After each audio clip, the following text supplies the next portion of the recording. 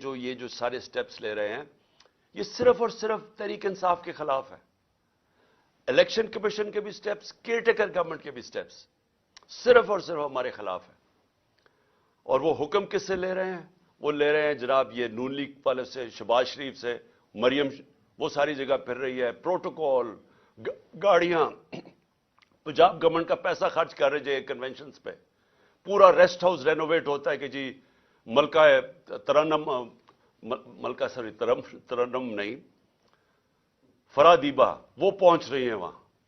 سارا کچھ ان کے لیے انتظام بن رہا ہے.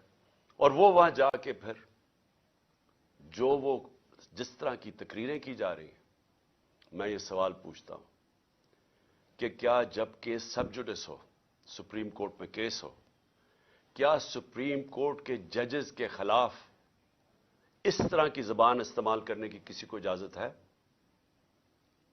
کیا آپ کا, کیونکہ صرف آپ الیکشن سے بھاگ رہے ہیں, آپ کو پتا کہ عوام آپ کے ساتھ نہیں ہے, صرف اس سے بچنے کے لیے پورا پریشر ڈالا ہوا ہے انہوں نے پاکستان کی عدلیہ پہ, اور صرف ایک مقصد ہے ان کا کہ 90 دن میں الیکشن نہ ہو.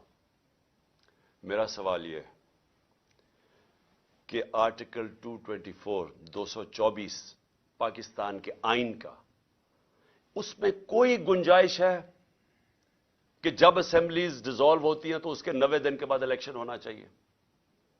کوئی اس کو چینج کر سکتا ہے؟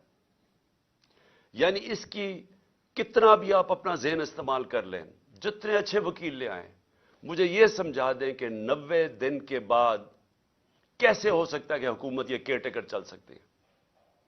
اور میرا اگلا سوال ہے کہ جو پاکستان کی آبجیکٹو ریزولوشن ہے, جو قرارداد مقاصد, جو بنیاد رکھی تھی کہ پاکستان کا روڈ میپ کیا ہے, اس میں ایک چیز واضح ہے کہ سوورنٹی وہ اللہ کی ہے, اور اللہ کے بعد جو فیصلے کریں گے وہ عوام کے منتخب کیے ہوئے نمائندوں کی ہے, پبلک ریپرزینٹیٹوز کی ہے, جو عوام نے سلیکٹ کیے. میں یہ پوچھنا چاہتا ہوں کہ یہ جو کیئر ٹیکر گورنمنٹ